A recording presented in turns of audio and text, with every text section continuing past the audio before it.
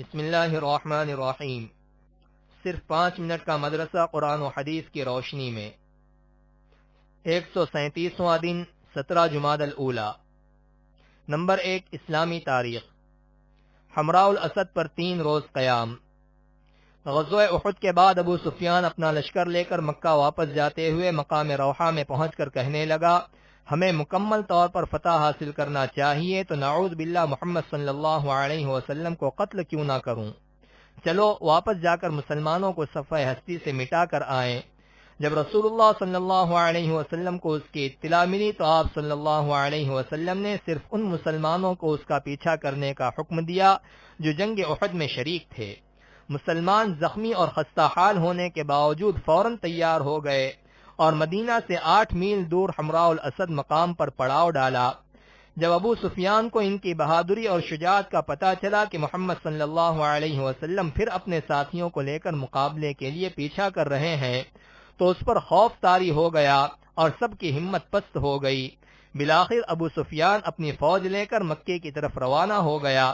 حضور صلی اللہ علیہ وسلم نے وہاں 3 روز قیام فرمایا اور اطمینان کے ساتھ مدینہ واپس آ گئے۔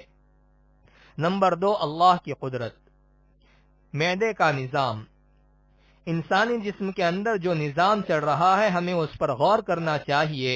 انسان جب لقمہ منہ میں ڈالتا ہے وہ معدے میں پہنچتا ہے، معدہ اس کو پکاتا ہے، پھر اس غذا کا جو اچھا حصہ ہوتا ہے اس کو باریک رگوں کے راستے سے جگر تک پہنچاتا ہے، پھر جگر اس کو خون میں تبدیل کرتا ہے، اس خون کو باریک رگوں کے راستے سے پورے جسم میں بقدر ضرورت سپلائی کرتا ہے، اور معدے میں جو فاسد مادہ ہوتا ہے وہ پیشاب و پاخانے کے راستے سے باہر نکل جاتا ہے۔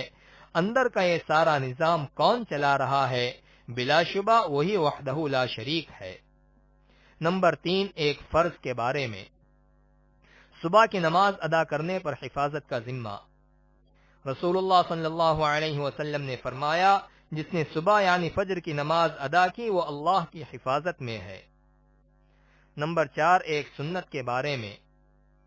مونچھوں کو تراشنا۔ رسول اللہ صلی اللہ علیہ وسلم مونچھوں کو تراشتے تھے اور فرمایا کرتے تھے کہ حضرت ابراہیم علیہ السلام بھی ایسا ہی کیا کرتے تھے۔ نمبر 5 ایک اہم عمل کی فضیلت۔ کسی کو کھانا کھلانا۔ رسول اللہ صلی اللہ علیہ وسلم نے فرمایا، جس نے کسی مومن کو کھانا کھلایا اور اس کو سیراب کر دیا تو اللہ تعالیٰ ایک خاص دروازے سے اس کو جنت میں داخل فرمائے گا جس میں اس کے جیسا عمل کرنے والا ہی داخل ہوگا۔ نمبر 6 ایک گناہ کے بارے میں۔ آپس میں دشمنی رکھنا۔ رسول اللہ صلی اللہ علیہ وسلم نے فرمایا، ہر پیر و جمعرات کو اللہ کے دربار میں اعمال پیش کیے جاتے ہیں، اللہ تعالیٰ ان دنوں میں ہر ایسے آدمی کی مغفرت فرما دیتا ہے جو اللہ کے ساتھ کسی کو شریک نہیں کرتا، مگر ان 2 آدمیوں کی مغفرت نہیں کرتا جن کے درمیان دشمنی ہو۔ اللہ تعالیٰ فرماتا ہے، جب تک یہ دونوں صلح و صفائی نہ کر لیں ان کو اسی حال پر چھوڑے رکھو۔ نمبر 7 دنیا کے بارے میں۔ دنیا میں لگے رہنے کا وبال۔ رسول اللہ صلی اللہ علیہ وسلم نے فرمایا، جو شخص اللہ کا ہو جاتا ہے تو اللہ تعالیٰ اس کی ہر ضرورت پوری کرتے ہیں اور اس کو ایسی جگہ سے رزق دیتے ہیں کہ اس کو گمان بھی نہیں ہوتا، اور جو شخص پورے طور پر دنیا کی طرف لگ جاتا ہے تو اللہ تعالیٰ اس کو دنیا کے حوالے کر دیتے ہیں۔ نمبر 8 آخرت کے بارے میں۔ قیامت کا منظر۔ قرآن میں اللہ تعالیٰ فرماتا ہے، قیامت کے دن جب ستارے بے نور کر دیے جائیں گے اور آسمان پھٹ جائے گا اور پہاڑ اڑا دیے جائیں گے اور رسولوں کو وقت معین پر جمع کیا جائے گا، ان تمام چیزوں میں کس دن کے لیے تاخیر کی گئی ہے؟ ان تمام چیزوں کو فیصلے کے دن کے لیے رکھا گیا ہے۔ نمبر 9 طب نبوی سے علاج۔ آٹے کی چھان سے علاج۔ حضرت ام ایمن رضی اللہ عنہا آٹے کو چھان کر رسول اللہ صلی اللہ علیہ وسلم کے لیے روٹی تیار کر رہی تھیں کہ آپ صلی اللہ علیہ وسلم نے دریافت فرمایا، یہ کیا ہے؟ انہوں نے عرض کیا، یہ ہمارے ملک کا کھانا ہے جو آپ کے لیے تیار کر رہی ہوں۔